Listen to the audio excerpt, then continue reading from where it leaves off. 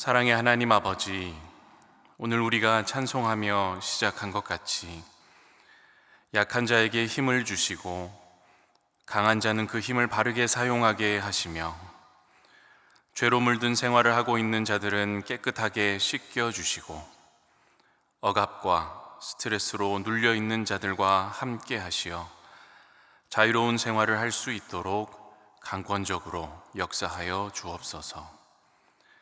주님, 말라기를 함께 보며 하나님께서 선택하여 부르신 백성도 그 마음이 얼마나 완악해질 수 있는지 묵상하게 됩니다. 우리의 마음을 녹이고 돌이킬 수 있는 것은 하나님의 말씀과 성령의 역사뿐이오니 주여 오늘도 우리에게 말씀하시고 기도 가운데 우리를 만나 주옵소서. 간절히 드리는 기도를 주님 들어주시고 주님께서 우리의 상황 가운데 직접 개입하시고 말씀하시는 경험을 하게 하옵소서. 주님, 세상에서는 하나님이 계시지 않은 것 같은 생각이 들 정도로 암담하고 악하고 두려운 일이 많이 일어납니다. 슬픈 일도 너무 많습니다. 답답한 일도 많습니다. 휴대폰을 열기가 두렵고 또 때로는 지겹지만 또 그것에 매여 우리의 눈앞을 스쳐 지나가는 수많은 글과 사진들과 영상들을 보고 울고 웃다가 표류하듯 하루하루를 보냅니다. 속도는 빨라지고 거리는 가까워졌지만 이웃에게 더욱 무관심해졌고 너무 많은 것에 신경을 쓰다가 결국 하나도 제대로 못하는 경우가 너무 많습니다. 주님, 우리의 눈을 정케 하여 주옵소서. 분별하며 보고 듣게 하시고 기도할 바를 알게 하시며 몇 가지만 하든지 혹은 한 가지만이라도 족하다는 주님의 말씀을 묵상하며 정말 중요한 일에 집중할 수 있도록 우리의 정신을 붙들어 주옵소서. 나라와 민족을 이끌어 가시는 주님, 이 백성을 불쌍히 여겨주시길 원합니다. 맹인이 맹인을 인도하면 둘이 다 구덩이에 빠진다는 주님의 말씀 앞에 엎드립니다. 한 치 앞도 보지 못하는 우둔한 백성과 위정자들에게 영안을 열어주시고 하나님을 경외하며 백성을 사랑하는 올곧은 심령을 가진 이들이 나라를 운영하고 이끌어가는 자리에 설 수 있도록 주여 인도하여 주옵소서. 우리의 정치가 서로를 욕하고 비난하는 수준에 머물지 않도록 도와주시고 우리의 수준을 지금보다 더욱 끌어올려 나라들 가운데 모범이 되며 무엇보다 하나님 보시기에 아름다운 모습으로 더욱 빚어질 수 있도록 주님 역사하여 주옵소서. 치유의 주님, 오늘도 병상에서 간절히 기도하는 성도님들이 있습니다. 간절한 마음으로 주님께 부르짖을 때 응답하여 주시고 주님께서 직접 치유의 손길로 안수하여 주옵소서. 사랑하는 가족이 병상에 있어 눈물로 기도하는 분들이 있습니다. 돌봄을 감당하는 가족분들의 건강을 지켜주시고 흔들리지 않는 믿음을 허락해 주시며 의료진에게는 정확한 진단으로 치료해 나갈 수 있는 명철과 섬세한 손길을 허락하여 주옵소서.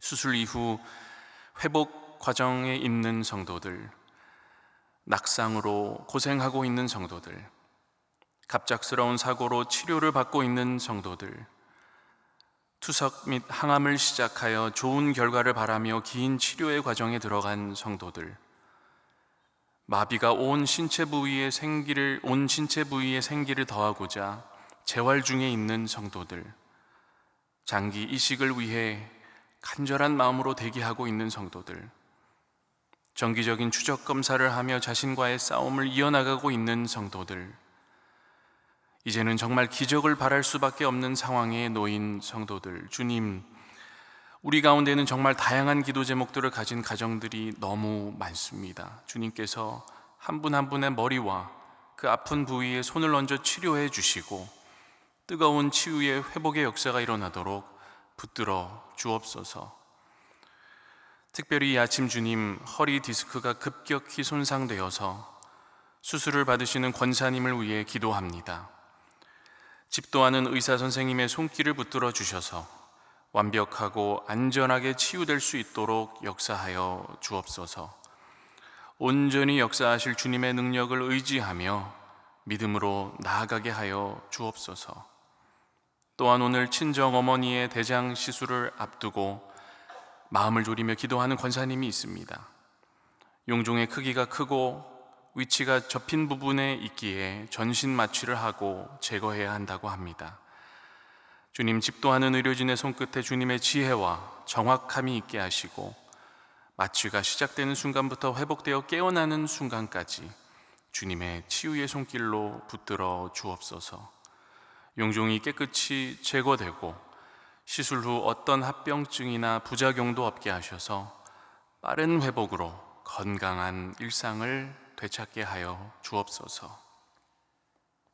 능력의 주님, 가깝지만 너무나도 멀게 느껴지는 북녘 땅의 형제 자매들을 위해 기도를 늦추지 않기를 원합니다. 신앙의 자유가 없는 곳에서 목숨을 걸고 하나님의 말씀을 사모하며 믿음을 숨기고 살아가야만 하는 지체들 더욱 가까이 만나주시고 늘 뜨거운 성령의 임재로 붙들어 주시길 원합니다. 남과 북이 복음의 능력으로 하나가 되어 자유롭게 함께 예배하고 찬양하고 기도할 그날을 위해 더욱 준비하도록 하나님의 섭리의 손길로 인도해 주옵소서. 더불어 오늘도 세계 곳곳에서 복음 사역을 감당하고 있는 선교사님들을 위해 기도합니다. 주어진 사명을 능히 감당하며 나아갈 때 일용할 양식과 신령한 복이 끊어지지 않는 것을 경험케 하여 주시고 선교사님들의 가정과 사역을 안전하게 지켜주시며 예수 그리스도 그 기쁜 소식을 전하는 곳마다 성령의 강력한 역사가 드러나게 하옵소서. 이제 말씀 앞으로 나아갑니다. 우리의 눈과 귀를 열어주시고 하나님의 말씀이 우리 마음 가운데 깊이 들어와 우리를 인도하시는 경험을 하게 하옵소서. 예수 그리스도의 이름으로 기도합니다. 아멘.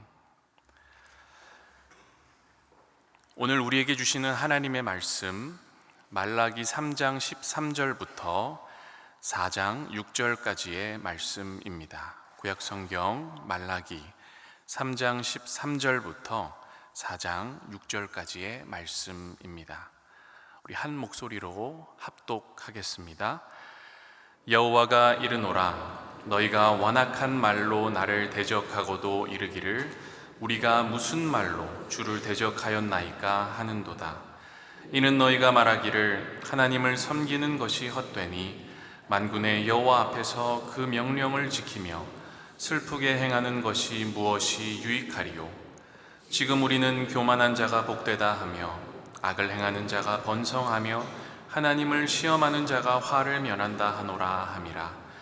그때 여호와를 경외하는 자들이 피차에 말하매 여호와께서 그것을 분명히 들으시고 여호와를 경외하는 자와 그 이름을 존중히 여기는 자를 위하여 여호와 앞에 있는 기념책에 기록하셨느니라. 만군의 여호와가 이르노라, 나는 내가 정한 날에 그들을 나의 특별한 소유로 삼을 것이요 또 사람이 자기를 섬기는 아들을 아낌같이 내가 그들을 아끼리니 그때에 너희가 돌아와서 의인과 악인을 분별하고 하나님을 섬기는 자와 섬기지 아니하는 자를 분별하리라. 만군의 여호와가 이르노라, 보라, 용광로 불같은 날이 이르리니 교만한 자와 악을 행하는 자는 다 지푸라기 같을 것이라. 그 이르는 날에 그들을 살라 그 뿌리와 가지를 남기지 아니할 것이로되 내 이름을 경외하는 너희에게는 공의로운 해가 떠올라서 치료하는 광선을 비추리니 너희가 나가서 외양간에서 나온 송아지 같이 뛰리라. 또 너희가 악인을 밟을 것이니 그들이 내가 정한 날에 너희 발바닥 밑에 재와 같으리라. 만군의 여호와의 말이니라. 너희는 내가 호렙에서 온 이스라엘을 위하여 내 종 모세에게 명령한 법, 곧 율례와 법도를 기억하라. 보라, 여호와의 크고 두려운 날이 이르기 전에 내가 선지자 엘리야를 너희에게 보내리니 그가 아버지의 마음을 자녀에게로 돌이키게 하고 자녀들의 마음을 그들의 아버지에게로 돌이키게 하리라. 돌이키지 아니하면 두렵건대 내가 와서 저주로 그 땅을 칠까 하노라 하시니라. 아멘. 네, 우리가 신앙생활 하다 보면 하나님께 서운함을 느낄 때가 있습니다. 사람이기 때문에 그런 감정을 느끼는 건 어쩌면 아주 자연스러운 거고 당연한 것이죠. 내가 하나님께 이렇게 기도했는데, 내가 하나님께 이 정도로 헌신했는데, 내가 하나님 앞에 이 정도로 드렸는데 하나님은 어떻게? 하나님은 왜? 또 세상에서 벌어지는 불의와 불합리함에 대해 하나님께서 아무것도 안 하고 계시는 것 같을 때 우리는 비슷한 감정을 느낍니다. 만물을 주관하시는 하나님께서 어떻게 저런 모습을 그냥 지나치시는 걸까? 이게 더 잘 믿을수록, 더 신뢰할수록, 더 많이 기대하고 기도했을수록 서운한 마음은 더 커질 수밖에 없는 것 같습니다.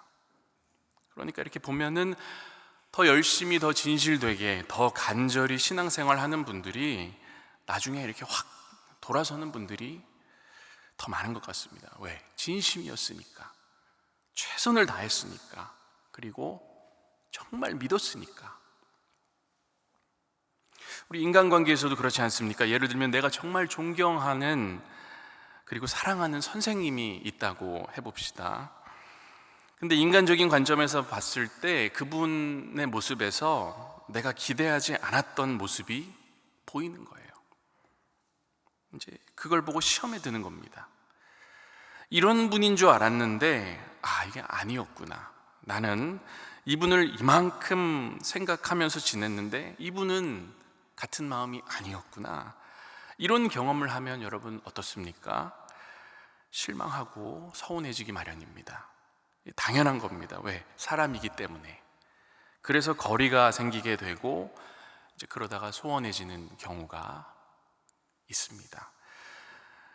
이런 걸 이제 많이 경험한 분들은 하나님이나 사람에 대해 기대나 소망 없이 살아가는 경우가 많죠. 기대 자체를 안 하는 겁니다. 그래서 관계를 별로 깊이 있게 하지를 않아요. 이제 그러다가 완전히 등을 돌리게 되는 경우도 있죠. 한편으로는 이런 경우들을 보면은 너무 이해가 되고 또 마음이 오히려 쓰인다고 해야 할까요? 그럴 수 있겠다. 충분히 그럴 수 있겠다. 그리고 이스라엘 백성들을 생각할 때도 그런 마음이 듭니다. 우리가 이스라엘 백성들의 모습을 보고 손가락질하면서 어떻게 저 사람들은 하나님 앞에서 저렇게 할 수 있을까? 하나님이 그렇게 사랑하셨는데 어떻게 하나님을 버리고 등지고 살 수 있을까? 어떻게 저렇게 선지자들과 예언자들이 계속해서 하나님의 마음을 전하고 하나님께서 징계를 내리시면서까지 돌아오라고 하시는데 저런 자세를 유지할 수 있을까? 이렇게 우리는 보면서 말할 수 있습니다. 왜요? 너무 배은망덕하니까. 근데 여러분, 이스라엘이 하나님을 사랑하지 않았습니까? 아닙니다. 사랑했습니다. 그러나 세상에서 하나님의 백성으로 사는 게 너무 힘들어서 하나님도 사랑하지만 세상의 것들도 사랑해서 세상이 제공하는 여러 우상들의 유혹에 넘어가고 중독돼서 그 덫에 걸려 헤어나오지 못하고 그러다가 분별력을 상실하고 하나님께서 주신 기본적인 윤례와 법도를 잊은 채 살아가다가 너무 멀리 간 거죠. 이스라엘뿐만이겠습니까? 오늘 우리 가운데에도 사실 이런 모습이 있는 모습이고 우리와 가까이 살고 있는 누군가, 우리의 이웃이라고 말할 수 있는 누군가가 걸어가고 있는 길이기 때문에 우리가 쉽게 손가락질할 수 없고 또 그게 어느새 나의 모습이 될 수도 있겠다고 생각하며 더 기도할 수밖에 없는 거죠. 자, 그렇다면 어느 선까지가 이 측은지심과 용납의 영역이고 어디부터가 선을 넘은 것일까 하는 질문을 우리가 하게 됩니다. 오늘 본문에서 그거를 알려주는 것 같아요. 13절 우리 함께 같이 한 번 더 읽어보겠습니다. 시작. 여호와가 이르노라 너희가 완악한 말로 나를 대적하고도 이르기를 우리가 무슨 말로 주를 대적하였나이까 하는도다.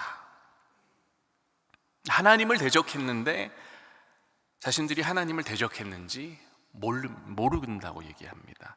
알면서 모르는 척을 하는 건지 진짜 모르는 건지 아무튼 모른다고 합니다.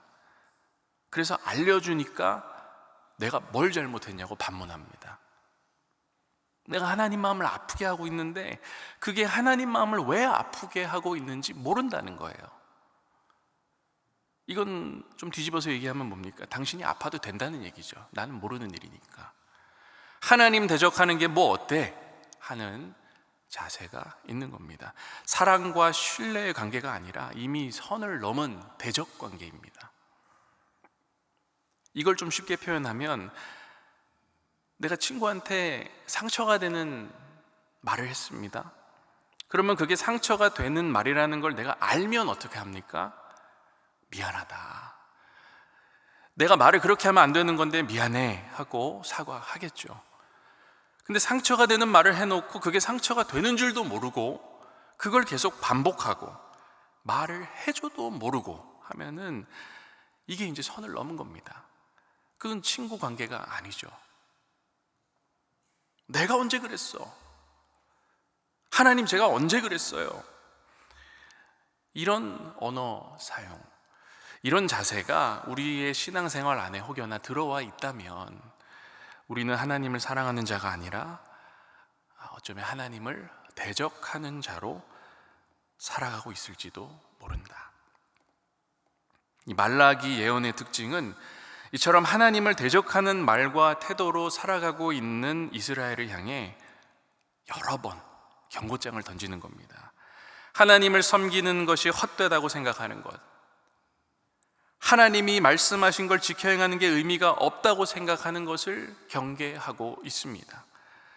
세상에서 교만한 자가 복을 받고 악을 행하는 자가 성공하고 악한 일을 하면서 과연 하나님이 심판하실 수 있냐고 따져 물으면서 더 이상 하나님과의 관계를 이어가지 않는 모습을 이 말라기 선지자는 꼬집어서 얘기하고 있는 것입니다.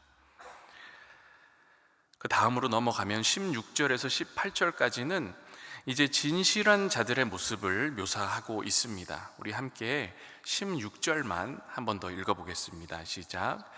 그때 여호와를 경외하는 자들이 피차에 말하매 여호와께서 그것을 분명히 들으시고 여호와를 경외하는 자와 그 이름을 존중히 여기는 자를 위하여 여호와 앞에 있는 기념책에 기록하셨느니라. 네, 이것을 우리가 새 번역으로 보면은 조금 더 상황이 부드럽게 이해가 되는데 제가 한번 읽어보겠습니다. 그때의 주님께서는 주님을 경외한 사람들이 서로 주고받는 말을 똑똑히 들으셨다. 그 가운데서도 주님을 경외하며 주님의 이름을 존중하는 사람들을 당신 앞에 있는 비망록에 기록하셨다. 이제 여기 두 가지 정도 우리가 좀 집중할 내용이 나오는데, 일단 하나님을 대적하는 사람들이 대다수인 상황에서 여전히 하나님을 경외하는 사람들이 있고, 그런 사람들이 혼자가 아니라 그들의 곁에 동역자들이 있다는 겁니다. 서로 말을 주고받고 있습니다. 통하는 사람들이 있는 거죠. 하나님이 약속하신 땅을 앞두고 다수가 불가능하다며 하나님을 대적할 때 여호수아와 거기 갈렙이 있었죠. 들어갈 수 있다라고 함께 대화를 나누며 고백을 했죠. 엘리야 선지자 어떻습니까? 나만 남았다고 다 포기하려고 했을 때 하나님께서 뭘 깨우쳐 주십니까? 아니다 라고 말씀하시면서 이스라엘 가운데 내가 7,000명을 남기리니 다 바알에게 무릎 꿇지 않고 입 맞추지 아니한 자라 말씀하시면서 이 엘리야 선지자의 절망을 소망으로 다시 바꾸어 놓으십니다. 경외할 수 없는 상황에서 경외하고 순종할 수 없는 상황에서 순종하고자 하는 동역자가 우리에게는 언제나 존재한다는 겁니다. 여러분, 내가 정말 힘들 때 위로가 되는 말이 있다면 그게 뭘까요? 저는 이 말이에요. 네가 혼자가 아니다. 사람 마음이 그렇지 않습니까? 나 혼자 고생하는 것 같으면 화가 나는데 저기 옆에 쟤도 같이 고생하는 것 같으면 갑자기 마음이 좀 가벼워지는 느낌이 들면서 오히려 이 완악했던 마음이 안쓰러운 마음으로 바뀌거든요. 아, 쟤도 같이 고생하고 있구나. 그래서 뭔가 같이 할 수 있을 것 같고 해보자 하는 마음도 생기고, 또 한 가지 16절을 보면 정말 놀라운 게 뭐냐 하면, 이런 어려운 상황에서도 서로 동역하며 하나님 앞에서 살아내고자 하는 이들의 이 대화를 듣고 계시는 분이 있다는 겁니다. 하나님이 듣고 계신다는 거예요. 그러니까 절대로 둘은 없습니다. 이렇게 보니까 하나님 믿는 사람들이 모이면 둘은 없습니다. 무슨 말이냐 하면, 둘이 모여서 믿음으로 대화하면 그 대화는 반드시 하나님께서 들으시고 다 적어두신다는 거예요. 누가 무슨 대화를 하는지 하나도 빠짐없이 다 듣고 적어두신다는 거죠. 마태복음 18장 19절에서 20절의 말씀이 떠오릅니다. 진실로 다시 너희에게 이르노니 너희 중에 두 사람이 땅에서 합심하여 무엇이든지 구하면 하늘에 계신 내 아버지께서 그들을 위하여 이루게 하시리라. 두세 사람이 내 이름으로 모인 곳에는 나도 그들 중에 있느니라. 그러니까 어떻게 보면 믿는 자들은 혼자도 아니고 둘도 아닙니다. 셋부터 시작입니다.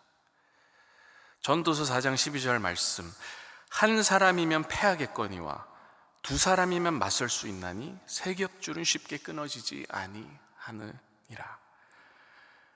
그러니까 의인들이 아무리 적어 보이고 작아 보여도 기본이 세 겹줄이니까 잘 끊어지지 않는 거예요.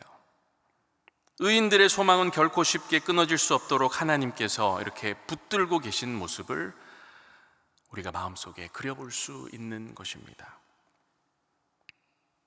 그렇게 3장이 마무리되고 4장으로 이제 넘어가면 마지막 장이죠. 구약의 마지막 장입니다. 하나님을 끝까지 대적하는 자들과 하나님을 경외하는 자들을 향한 이 심판과 소망의 이중 메시지가 나오게 되죠. 하나님의 마음을 아프게 하며 악을 일삼으면서 내가 뭘 잘못했냐고 말하는 교만한 자들은 그 길의 끝에서 무엇을 만납니까? 불타오르는 용광로를 만나게 됩니다. 반면 그러한 세상의 흐름 가운데 있더라도 그 흐름과 똑같이 흘러가지 않고 역행하며 하나님 경외하기를 포기하지 않는 자들, 또 동역하는 이들의 손을 잡고 계속 달려가는 자들은 무엇을 만나게 됩니까? 우리 4장 2절을 한번 같이 읽어보겠습니다. 내 이름을 경외하는 너희에게는 공의로운 해가 떠올라서 치료하는 광선을 비추리니 너희가 나가서 외양간에서 나온 송아지 같이 뛰리라. 해가 떠오르는 묘사가 나오죠. 해가 떠오른다는 것은 밤이 지나간다는 겁니다. 밤은 무엇을 상징합니까? 어둠을 상징하고 보이지 않기 때문에 불확실성을 상징합니다. 이 모든 것을 꿰뚫는 빛 한 줄기가 비치면서 새 날의 질서와 회복을 가져오는 장면을 묘사하고 있죠. 공의의 하나님을 모욕하며 자기 의에 취해 살던 이들이 하나님의 심판을 경험하고, 공의의 하나님을 경외하며 끝까지 인내한 이들은 드디어 치료하는 하나님의 광선을 경험합니다. 신음하는 만물 가운데 생명의 빛이 비추이고 끝까지 견딘 자들은 외양간에서 풀려난 송아지처럼 자유롭게 뛰어다닐 거라는 이 약속의 말씀. 마지막으로 이 말라기 4장 4절부터 6절까지의 이 마지막 단락은 소예언서 전체의 끝부분임과 동시에 예언서 전체를 마무리 짓는 말씀이라고 볼 수 있습니다. 예언서는 이 모세오경의 언약, 곧 하나님과 하나님의 백성이 맺은 언약을 전제로 합니다. 그러니까 이스라엘이 하나님과 언약을 맺었고 그것을 이제 파기한 것에 대한 경고의 말씀을 담고 있는 내용들이 예언서잖아요. 그래서 여기서 다시 한번 리마인드 하는 게 뭐예요? 호렙이라는 단어가 나오고요, 모세라는 인물을 얘기하고 있습니다. 우리 4절을 한 번 더 같이 읽어보겠습니다. 너희는 내가 호렙에서 온 이스라엘을 위하여 내 종 모세에게 명령한 법, 곧 율례와 법도를 기억하라. 오늘날 호렙의 정확한 위치는 우리가 알 수 없습니다. 그런데 우리가 아는 것은 무엇입니까? 모세가 하나님을 만났던 곳이 호렙이죠. 그리고 다수의 학자들은 이 호렙을 시내산과 동일선상에 두고 있습니다. 모세와 이스라엘 백성의 출애굽, 그리고 하나님께서 그들과 맺으신 약속, 언약, 곧 하나님께서 돌판에 손수 직접 새겨주신 언약을 기억하라는 겁니다.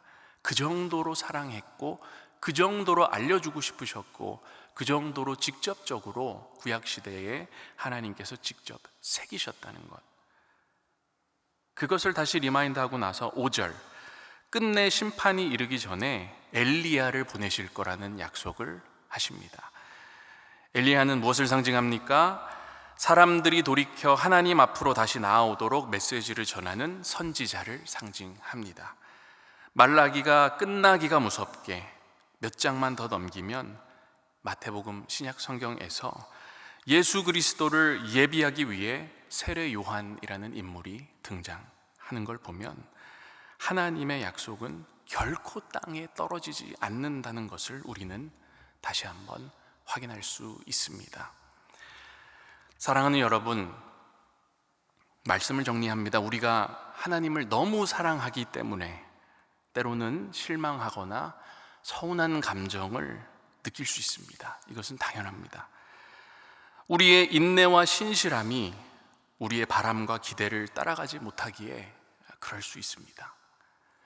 그러나 그러한 경험으로 인해 하나님을 대적하는 자가 되거나 하나님을 섬기는 것이 헛되다고 말하거나 도리어 세상에서는 교만하고 악한 자들이 성공한다고 하며 하나님의 마음을 아프게 하는 자들로 살아가지 않기를 바랍니다.